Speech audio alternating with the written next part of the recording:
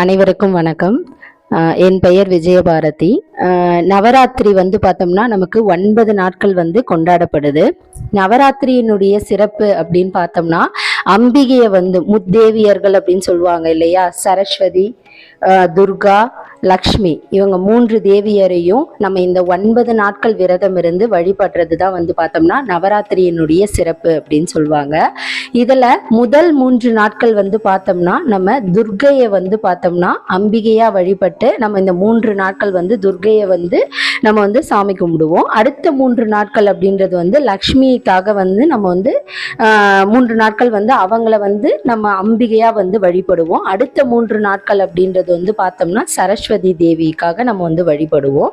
இதுல இந்த 3 நாட்கள் நம்ம எதற்காக துர்கைக்காக கொண்டாடுறோம் அப்படின்னு பார்த்தோம்னா, துர்கை அப்படின்றவங்க நமக்கு ஒரு விதமான பலத்தை கொடுக்கக்கூடியவங்க. மனதுல 1000 எண்ணங்கள், 1000 கஷ்டங்கள் இருக்கலாம், துன்பங்கள் இருக்கலாம், ஒரு குழப்பமான மனநிலையில நம்ம இருக்கலாம். அந்த குழப்பமான மனநிலையில இருந்து விடுபடுறதுக்கும் நமக்கு ஒரு தைரியத்தையும் தன்னம்பிக்கையும் கொடுக்கறது தான் துர்கை.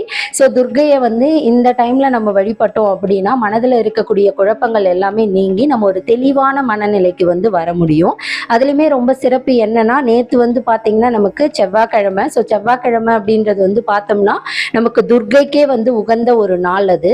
ஸோ அந்த டைம்ல நமக்கு துர்காஷ்டமியும் சேர்ந்து வந்ததுனால நேற்று ரொம்ப சிறப்பான ஒரு நாளாக இருக்குது.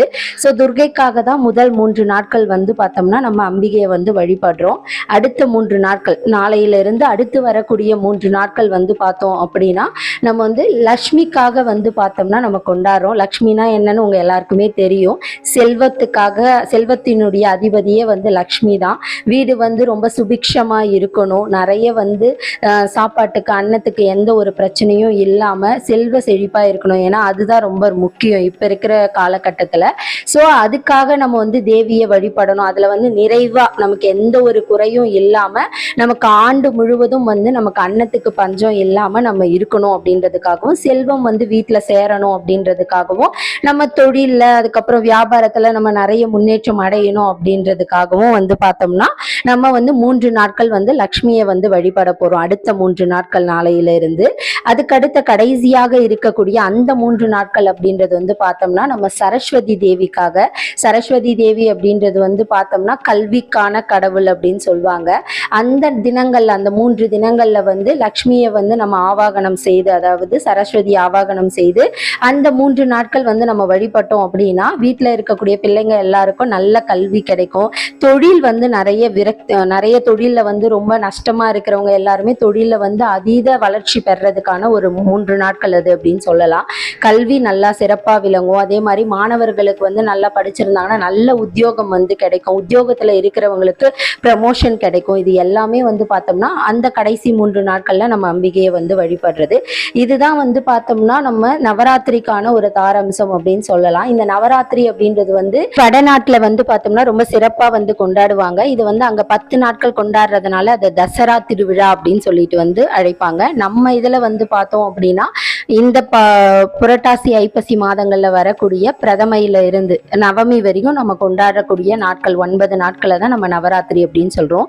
இன்னைக்கு எங்களோட இல்லத்திலையும் இந்த 9 நாட்கள் நவராத்திரி சிறப்பா கொண்டாடப்படுறது. நான் ஒவ்வொரு படிக்கட்டிலுமே நான் 9 படிக்கட்டுகள் அமைச்சிருக்கேன். இதுல ஒவ்வொரு படிக்கட்டிலுமே பார்த்தோம்னா ஒரு தீமா தான் நான் கிரியேட் பண்ணி இருக்கேன். இப்ப என்கிட்ட நாங்க வச்சிருக்கக்கூடிய எங்க இல்லத்துல வச்சிருக்கக்கூடிய குழுவுல முதல் படிக்கட்டு பார்த்தோம்னா நம்ம ஓரின உயிர்கள் அப்படின்னு சொல்லுவாங்க இல்லையா, அந்த மாதிரி இருக்கக்கூடிய, அதாவது விலங்குகள், பறவைகள், அது எல்லாத்தையுமே பார்த்தோம்னா இதுல நாங்க மேக் பண்ணியிருக்கோம். அதுக்கப்புறம் பாத்தீங்கன்னா இப்ப இருக்கிற காலகட்டத்துல கூட்டு குடும்பம் அப்படின்றதே இல்ல அப்படின்னு சொல்லலாம். எல்லாருமே தனி குடும்பங்களை நோக்கி தான் போயிட்டு இருக்காங்க. அந்த கூட்டு குடும்பத்தை பிரதிபலிக்கணும் அப்படின்றதுக்காக தான் நாங்க எங்களோட தீம்ல இந்த கூட்டு குடும்பம் வச்சிருக்கோம்.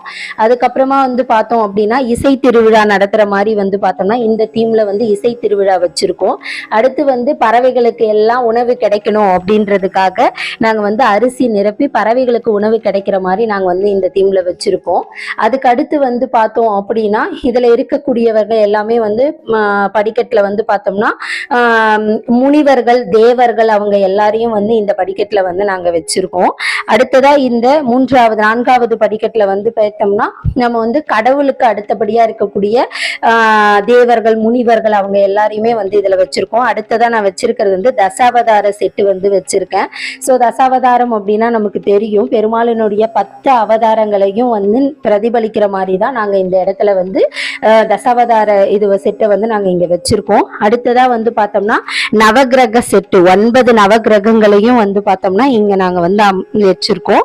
அடுத்ததா வந்து பார்த்தோம் அப்படின்னா குல தெய்வங்கள் முத்தாளம்மன், மாரியம்மன், காளியம்மன், அந்த மாதிரி பார்த்தோம்னா முத்தாளம்மன், மாரியம்மன், துர்க்கையம்மன் அப்படின்னு சொல்லிட்டு ஊர் குலதெய்வங்களை பிரதிபலிக்கிற மாதிரி இந்த படிக்கட்டுல நாங்க வந்து குலதெய்வங்களை வந்து அடுக்கியிருக்கோம். அடுத்ததா வந்து பார்த்தோம் அப்படின்னா இது வந்து அஷ்டலட்சுமி செட்டு அப்படின்னு சொல்லுவாங்க.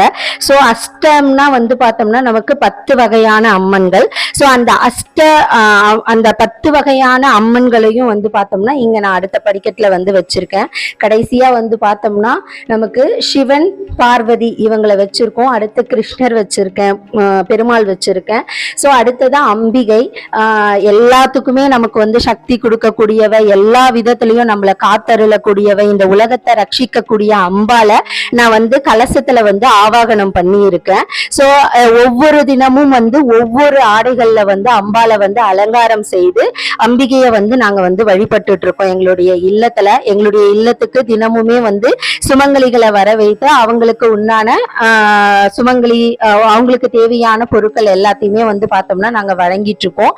எதுக்காக நம்ம சுமங்கலிகளுக்கு வந்து நம்மளால முடிஞ்சதை ஏன் கொடுக்கணும் அப்படின்னா, சுமங்கலிங்க அப்படின்றவங்களுக்கு நம்ம கொடுக்கும் பொழுது நம்ம வீட்டுல இருக்கக்கூடிய செல்வங்கள் வந்து பெருகும் அப்படின்றதும், திருமணமான பெண்களுக்கு வந்து மாங்கல்ய பாக்கியம் கிடைக்கும், அவங்களுடைய கணவருக்காகவும் நம்ம செய்யக்கூடியதுதான் இந்த ஒரு சிறப்பான நாள் அப்படின்னு சொல்லலாம். இந்த அருமையான தருணத்துல வந்து எங்க இல்லத்துக்கு வந்து எங்களுடைய கொலுவை வந்து ரொம்ப அழகா படம் பிடிச்சிட்டு இருக்க அனைவருக்குமே வந்து மிக்க நன்றியை நாங்க தெரிவிச்சுக்கிறோம். ரொம்ப நன்றி.